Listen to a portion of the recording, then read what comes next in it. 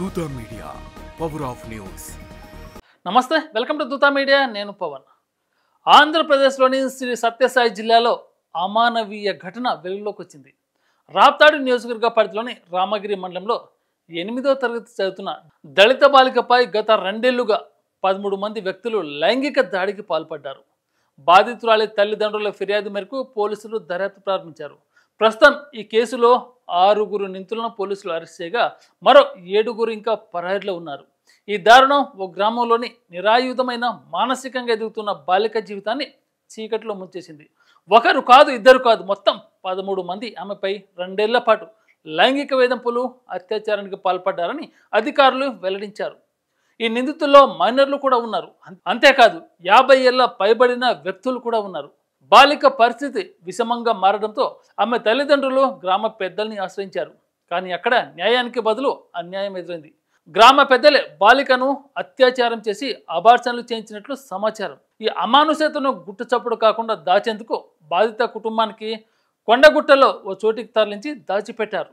ఈ అంశంపై సమాచారం అందుకున్న రామగిరి పోలీసులు బాలికను గుర్తించి కుటుంబాన్ని సురక్షిత ప్రాంతానికి తరలించారు. ఈ కేసుపై స్పందించిన జిల్లా ఎస్పీ రత్న మీడియాతో మాట్లాడుతూ, బాధితురాలికి మెరుగైన వైద్య సదుపాయాలు కల్పించామని, పూర్తి భద్రత ఏర్పాటు చేసినట్టు తెలిపారు. బాధితురాలి ఫిర్యాదు ఆధారంగా 13 మందిపై ఫోక్సో యాక్ట్, SC/ST అట్రాసిటీతో పాటు ఇతర సెక్షన్ల కింద కేసులు నమోదు చేసినట్టు తెలిపారు.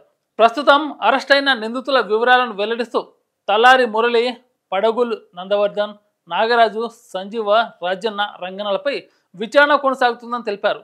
వీరికి రిమాండ్కు తరలించామని వెల్లడించారు. మిగిలిన 7 నిందితులు పరారీలో ఉన్నారని, వారి కోసం ప్రత్యేక బృందాలతో గాలింపు కొనసాగుతుందని ఎస్పీ స్పష్టం చేశారు. ఈ ఘటనను నిందితులు వీడియో తీసినట్టు పోలీసుల దర్యాప్తులో బయటపడింది. ఇది కేసు తీవ్రతను మరింత పెంచుతుంది. పోలీసులు ఆధారాలపై దృష్టి పెట్టి మరింత గట్టిగా దర్యాప్తు చేస్తున్నారు. ఈ అఘాయిత్యంపై ముఖ్యమంత్రి చంద్రబాబు నాయుడు స్పందించారు. నిందితులపై చట్టపరంగా కఠిన చర్యలు తీసుకోవాలని, వారు ఎంత శిక్ష ఎదుర్కొన్నా తక్కువే అవుతుందన్నంత గట్టిగా ప్రభుత్వ వ్యవస్థను గట్టిగా ఆదేశించారు చంద్రబాబు. ఆలస్యమైన తప్పకుండా న్యాయమే గెలుస్తుందని సీఎం స్పష్టం చేశారు. ఇలాంటి లేటెస్ట్ అప్డేట్ కోసం దూతా మీడియాని సబ్స్క్రైబ్ చేసుకుని ఆదరించండి. Thank you. For more updates please subscribe Dootha media.